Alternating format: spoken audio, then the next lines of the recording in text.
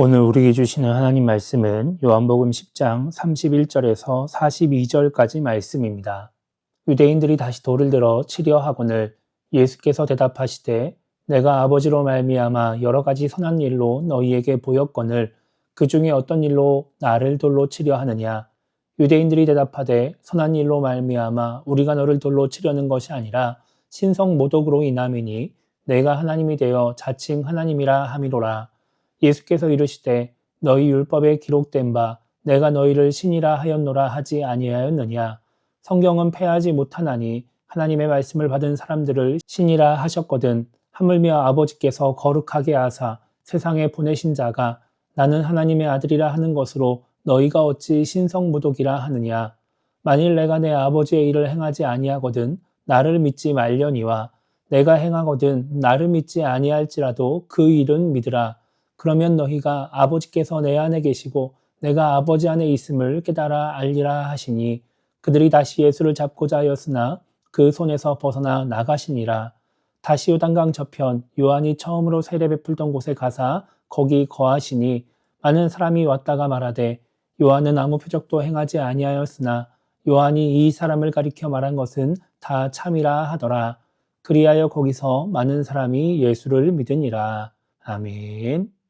우리는 지난주에 요한복음 10장 22절에서 30절까지 말씀을 통해서 예수님을 따르는 양에 대해서 생각해 봤습니다. 예수님은 자신이 그리스도가 맞는지 정확하게 알려달라고 하는 이 유대인들에게 너희가 나를 믿지 못하는 것은 내 양이 아니기 때문이다 이렇게 말씀을 하십니다. 그러면서 예수님의 양은 예수님의 음성을 들으면서 예수님을 알고 예수님을 따른다고 말씀을 하십니다. 그리고 그렇게 따르는 자에게 하나님이 영생을 주신다고 말씀하시죠. 예수님의 말씀을 듣기만 하고 순종하지 않는 것, 행동하지 않는 것은 예수님을 따르는 것이 아닙니다. 우리가 영생을 얻으려면, 진짜 예수님의 양이 되려면 예수님의 말씀에 순종하는 신앙인, 말씀을 행하는 신앙인이 되어야 된다라는 말씀을 지난주에 함께 나누었습니다. 오늘 우리가 읽은 말씀은 지난주 말씀과 이어지는 그런 말씀입니다. 예수님은 유대인들에게 자신을 믿지 못하는 이유에 대해서 말씀을 하셨습니다. 그런데 31절을 보면 유대인들이 예수님을 돌로 치려고 합니다. 예수님을 죽이려고 하는 것이죠. 그러니까 예수님이 되게 황당해 하시는 거예요. 그래서 뭐라고 말씀하시냐면 내가 너희에게 여러 가지 선한 일을 보였는데 왜 나를 돌로 치려 하냐 이렇게 말씀을 하십니다. 그러니까 지금 유대인들이 또 뭐라고 이야기를 하느냐. 선한 일을 했다고 해서 돌로 치려고 하는 것이 아니라 신성모독을 했기 때문에 돌로 치려고 하는 것이다. 이렇게 대답을 합니다. 우리가 지난주에 살펴봤던 말씀들을 좀 자세하게 보면 예수님은 계속해서 하나님을 아버지라고 말씀하세요. 그리고 30절에 보면은 나와 아버지는 하나이라 라고 말씀을 하시죠. 그러니까 유대인들이 보기에 예수님이 지금 스스로 하나님이라고 말을 하고 있다라고 느끼는 거예요. 하나님과 자신을 동일한 존재라고 말을 하고 있다라고 느끼는 것이죠. 사람인데 이렇게 하나님을 자기와 동일한 존재로 자기를 하나님이라고 신이라고 이야기를 하니까 신성모독이라고 말을 하면서 돌로 쳐서 죽이려고 하고 있는 것입니다. 그래서 예수님은 이런 유대인들에게 34절에서 시편 82편 6절 말씀을 인용해서 말씀을 하십니다. 그래서 이 말씀을 통해서 이 시편 말씀을 통해서 지금 예수님의 말씀이 율법적으로 성경적으로 신성모독인지 확인을 해보라고 하는 것이죠. 시편 82편 6절은 이렇게 말씀하고 있습니다. 내가 말하기를 너희는 다 신들이며 다 지존자의 아들들이라 하였으나 이렇게 말씀하고 있습니다. 시편 82편은 하나님의 뜻대로 가난한 자와 약한 자를 돌보는 것이 아니라 악인의 편에 서서 불공정한 판단을 하고 있는 지도자들에게 주시는 말씀입니다. 그러니까 내가 너희에게 말씀을 주고 그래서 너희를 신들이라고 이야기하고 지존자의 아들들이라고 말을 했지만 너희는 내 말대로 행하지 않는다. 내 말대로 약한 자를 돌보는 것이 아니라 악한 자의 편에 서서 불공정한 판단을 하고 있다. 이런 말씀이 기록되어 있는 것이 시편 82편인 것이죠. 그러니까 그렇게 하나님의 말씀을 받고 행하는 하나님의 뜻대로 행해야 되는 지도자들을 하나님은 신이라고 지존자의 아들들이라고 말씀을 하셨습니다. 예수님이 지금 이 말씀을 인용해서 유대인들이 율법이라고 말하는 이 구약 성경의 말씀을 인용해서 하나님이 사람을 신이라고 말씀하셨다. 하나님의 말씀을 받은 사람을 지존자의 아들들이라고 말씀하셨다라고 말씀하고 있는 거예요. 그렇기 때문에 지금 하나님의 말씀을 받은 나는, 하나님의 보내심을 받은 나는 하나님과 동일하게 신이라고 이야기를 해도, 내가 하나님을 아버지라고 이야기를 해도 괜찮다라고 말씀을 하고 있는 것이죠. 예수님이 지금 유대인들이 신성모독이라고 하는 그 예수님의 말씀이 성경적으로, 율법적으로 아무런 문제가 없다라고 말씀하고 계시는 겁니다. 그러면서 예수님이 36절에서 이렇게 말씀하세요. 아버지께서 거룩하게 하사 세상에 보내신 자가 나는 하나님의 아들이라 하는 것으로 너희가 어찌하여 신성모독이라 하느냐라고 말씀하시죠. 성경적으로 아무런 문제가 없는데 왜 너희는 나를 괴롭히느냐라고 하는 것입니다. 지금 유대인들이 예수님을 돌로 치려고 하면서, 그리고 예수님을 믿지 않으면서 단지 그냥 그렇게 행동하는 이유는 예수님이 신성모독을 했기 때문이 아니었습니다. 이들이 이렇게 예수님에 대해서 부정적으로 반응을 하고 예수님을 믿지 않고 괴롭히는 이유는 예수님에 대해서 좋은 감정을 가지고 있지 않았기 때문에 그래요.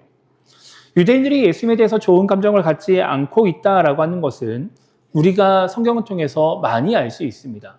그런데 왜 이들이 그렇게 예수님에 대해서 좋은 감정을 갖지 않고 있느냐? 그것은 예수님이 계속해서 율법을 어기기 때문에 그렇습니다. 안식일도 어기고 또 그 외에 여러 가지 율법들을 어기면서 자신들이 생각하는 기준에 맞지 않는 사람이었기 때문인 것이죠. 그러니까 그냥 내 마음에 들지 않으니까 예수님이 마음에 안 들고 예수님이 미운 거예요. 그런 사람이 뭔가 신성모독이라고 공격할 수 있는 그런 여지를 주다 보니까 그 예수님을 신성모독이라고 말하면서 죽이려고 하고 있는 것이죠. 지금 예수님이 하시는 말씀이 성경적으로 율법적으로 아무런 문제가 없음에도 불구하고 그냥 내 마음에 안 드니까 예수님을 공격하고 핍박하고 있다라고 하는 것입니다. 예수님의 말씀은 전혀 신경 쓰지 않고 있다라고 하는 것이죠.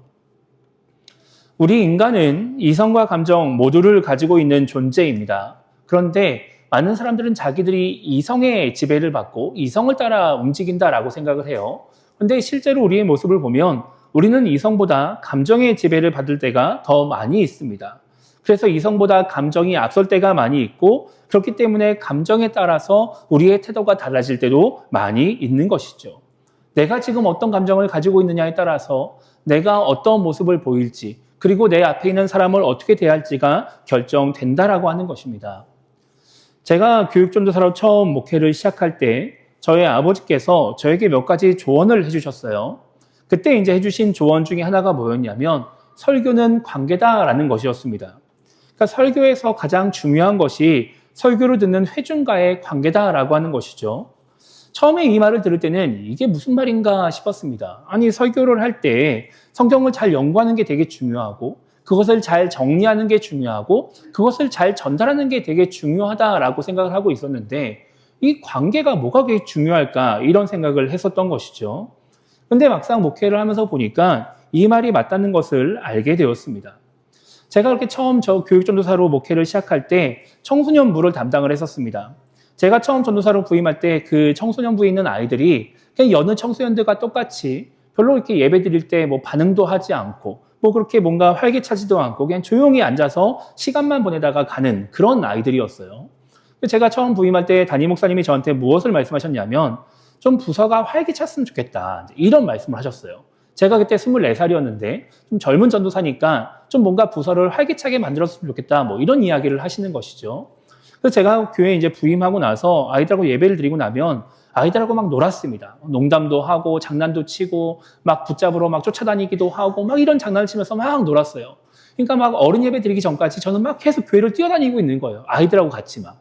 그러니까 이게 이제 어른들이 보시기에 이 전도사라고 와가지고 자꾸 뭔가 이렇게 좀 약간 우직하고 듬직하고 뭐 이런 모습을 보이는 게 아니라 자꾸 여기저기 막 뛰어다니고 있고 막 장난치고 있고 막 이러니까 좀 저를 별로 안 좋아하시는 분들도 실제로 있었습니다. 그런데 그렇게 막 아이들하고 놀면서 아이들하고 좀 친해지다 보니까 예배가 달라지기 시작하는 거예요. 전 뭐 예전하고 똑같이 설교하고 똑같이 예배를 드리고 뭔가 갑자기 뭐 제가 뭐 설교하는 스킬이 더 늘어나거나 뭐 성경을 더 되게 신박하게 해석하거나 이러지 않고 있는데 그냥 자연스럽게 아이들이 말씀에 집중을 하기 시작하는 것이죠. 예배에 집중하기 시작하는 거예요. 그전에는 제가 뭐 설교를 하다가 아이들 좀 반응을 이끌어내려고 막 질문을 해도 반응도 하지 않고 대답도 하지 않고 가만히 있던 아이들이 대답을 하기 시작하는 것이고, 뭔가 교회에서 행사를 한다라고 했을 때 뭐 학원 가야 돼요, 뭐 친구들하고 약속 있어요, 막 가던 아이들이 뭔가 행사에 참여하기 시작하고 수련회에 가기 시작하고 뭐 이런 일들이 벌어지기 시작하는 겁니다. 그리고 그렇게 교회에 있는 시간이 늘어나면서 아이들이 자연스럽게 은혜를 받기 시작하는 것이죠. 설교는 관계다라는 말을 들었을 때 그 말이 맞나 싶었지만 그 말이 진짜라는 것을 경험하게 된 것입니다. 그런데 그렇다고 해서 모든 아이들이 저와 좋은 관계를 맺었던 것은 아니에요.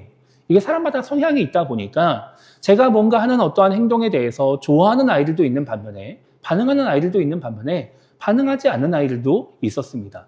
더 뭔가 조용히 있고 싶고 그냥 여전히 더 교회를 그냥 왔다 갔다만 하고 싶은 아이들은 저와 뭐 사이가 안 좋다 이런 건 아니었지만 뭐 좋아질 여지가 별로 없었던 것이죠. 그러다 보니까 그렇게 관계가 좋은 아이들에 비해서 예배를 드려도 말씀에 집중하는 태도가 달라지는 것이고 뭔가 여러 가지 행사에 참여하는 빈도도 달라지는 겁니다. 참여를 해도 태도가 달라지는 거예요. 그러니까 이렇게 시간이 몇 년 동안 흐르다 보니까 그렇게 열심히 참여하는 아이들과 참여하지 않는 아이들의 은혜가 좀 달라지는 것을 경험하게 되었습니다. 근데 이런 모습이 제가 처음 사역했던 그 청소년부 아이들에게서만 드러나는 것이 아니라 그동안 사역했던 모든 교회에서 이런 모습이 보이더라고요. 아이들뿐만 아니라 어른들도 마찬가지인 겁니다. 신앙생활을 할 때 있어서 목회자와의 관계가 많은 영향을 준다는 것을 제가 알게 되었습니다. 그런데 이 신앙생활에서 단순히 그냥 목회자와의 관계만 중요한 것이 아닙니다. 신앙생활을 함께하는 다른 사람들과의 관계도 되게 중요해요. 다른 친구들 혹은 다른 교들과 내가 관계가 좋으면 내가 신앙생활을 열심히 하게 되고 또 그러한 과정 속에서 은혜를 경험하게 됩니다. 여러분, 교회가 커지고 성도가 많아질수록 성도 한 사람이 목회자와 계속해서 1대1 관계를 맺을 수 있는 가능성이 점점 적어집니다. 한계가 있어요. 그러다 보니까 그때부터는 다른 교우들과의 관계가 중요해지는 것이죠.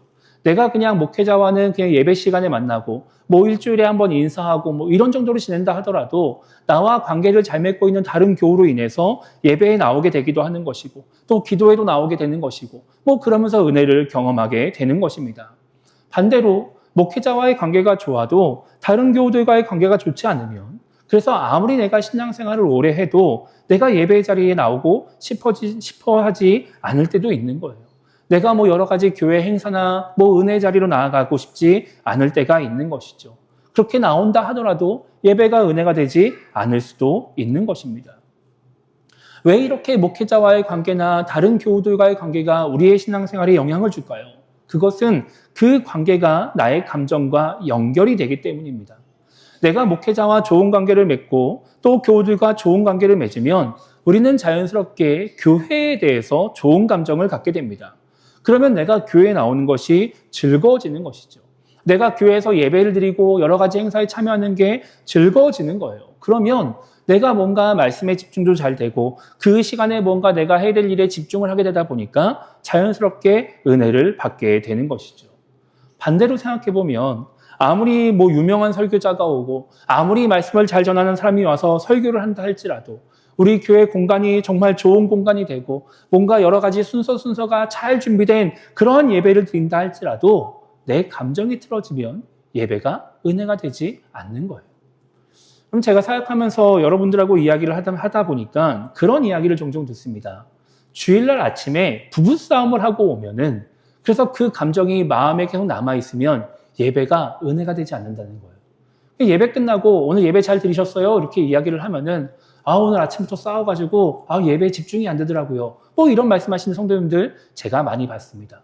뭐 교회에 차를 타고 온다라고 했을 때 주일날 아침에 나는 교회 가려고 차를 빼야 되는데 뭐 그냥 주일이라고 늦게까지 쉬는 사람이 내 차를 앞을 막아놓고서 차를 안 빼준다. 그럼 막 화가 나는 거예요. 그런 감정을 가지고 교회로 오면은 예배에 집중이 안 되는 것이죠. 뭐 교회에 차를 주차하다가 뭐 주차 공간 때문에 다른 사람하고 좀 뭔가 언성이 좀 높아진다. 그러면 예배에 집중이 안 되는 거예요. 단지 그냥 사람과의 관계뿐만 아니라 그날 나의 감정이 어떠냐에 따라서 그런 감정이 내 예배를 방해하기도 하고 내 은혜를 경험하지 못하게 하는 그런 부정적인 요소가 될 수도 있다라고 하는 거예요. 이게 인간의 모습인 것이죠.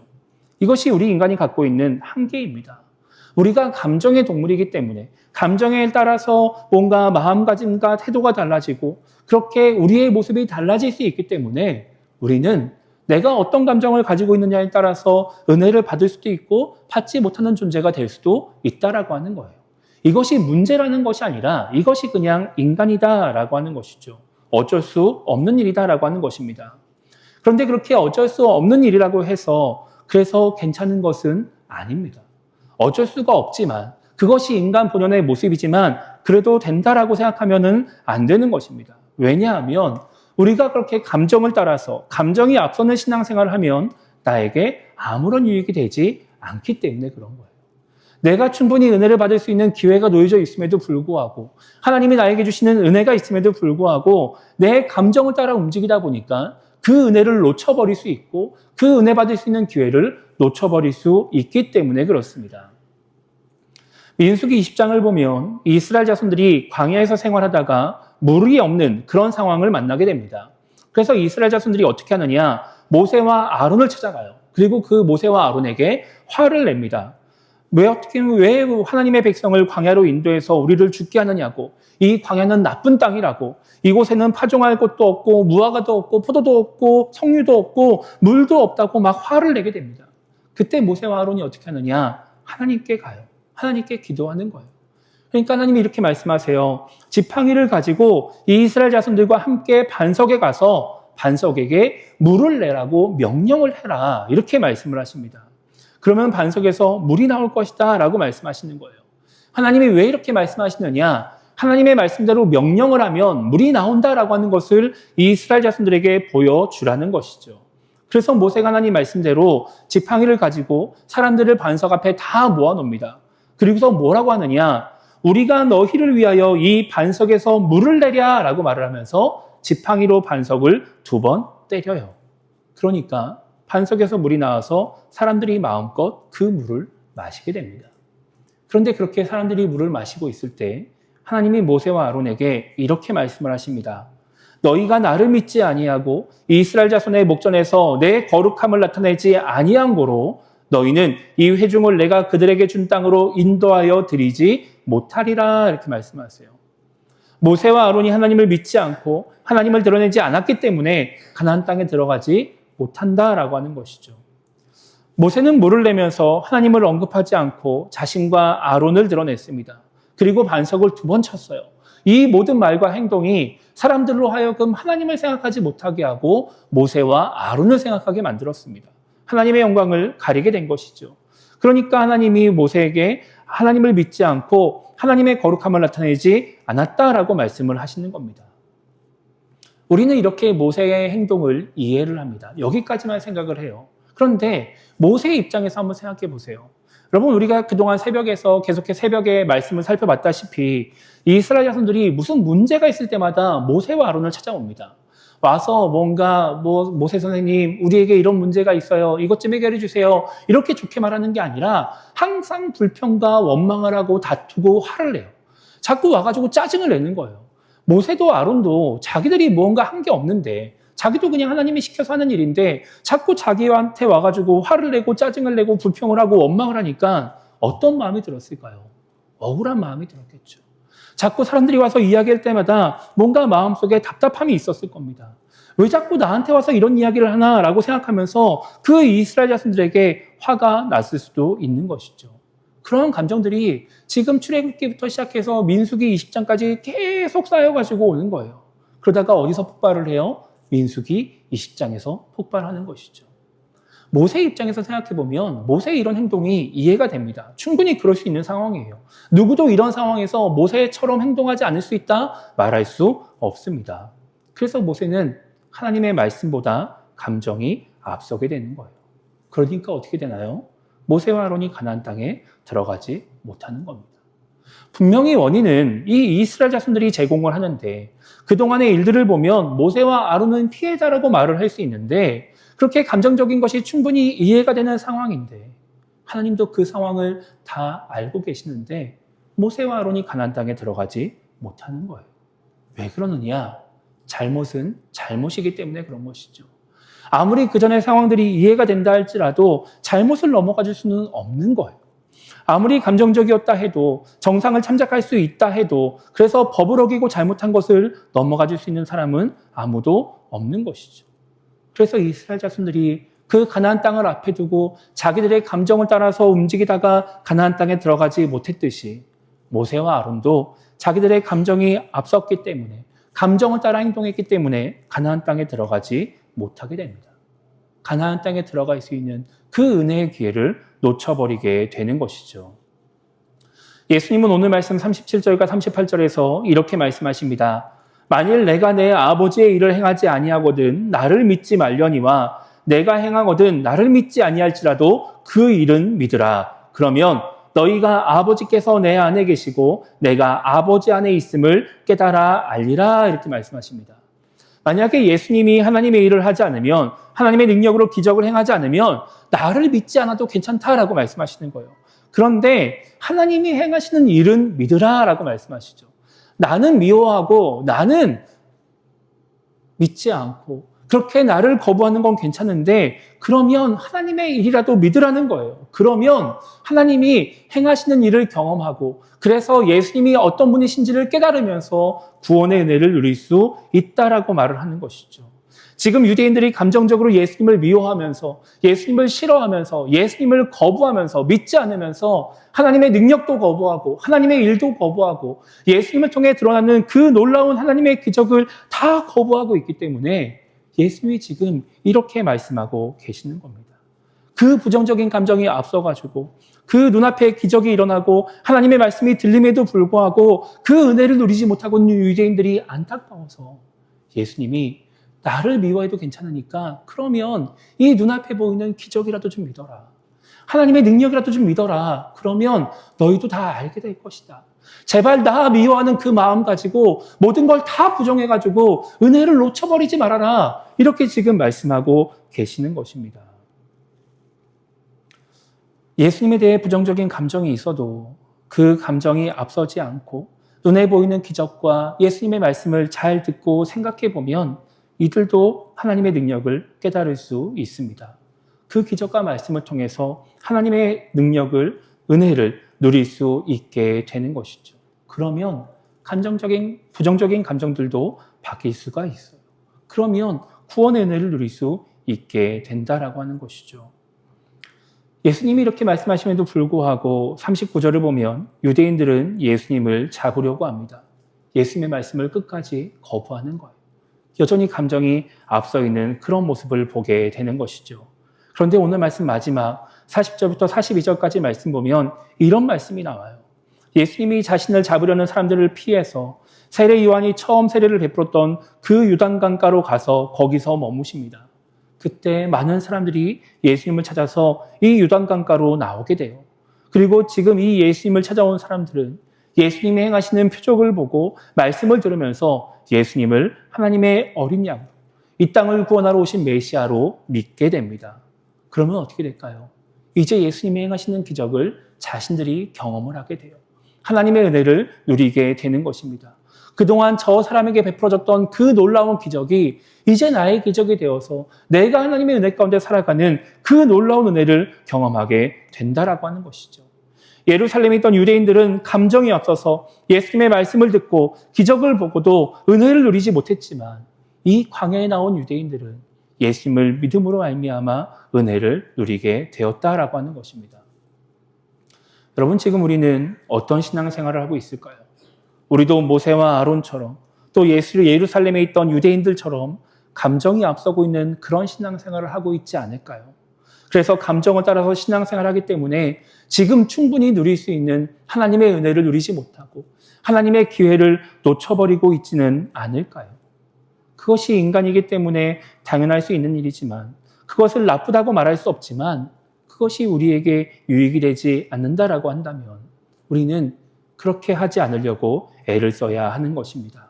감정을 따라서, 감정이 앞서는 신앙생활을 하는 것이 아니라 말씀을 따라서 말씀이 앞서는 신앙생활을 해야 하는 것이죠. 그래야 하나님의 은혜를 누리는 신앙인이 될 수 있습니다. 그래야 하나님의 은혜로 말미암아 행복을 누리는 신앙인이 될 수 있는 것입니다. 감정을 따라서 좋았다 나빴다 하는 것이 아니라, 은혜를 받았다 놓쳤다 하는 것이 아니라 항상 하나님의 은혜를 누리며 하나님의 은혜 가운데 살아가는 신앙인이 될 수 있는 것이죠. 그것이 오늘 말씀에서 예수님이 원하시는 신앙인의 모습인 것입니다. 우리 모두가 감정을 따라 감정이 앞서는 신앙생활을 하지 않고 말씀을 따라 말씀이 앞서는 신앙생활을 함으로써 하나님의 은혜를 놓치지 않고 그 은혜를 누리며 행복한 신앙생활을 하는 그런 신앙인이 되기를 주님의 이름으로 축복합니다.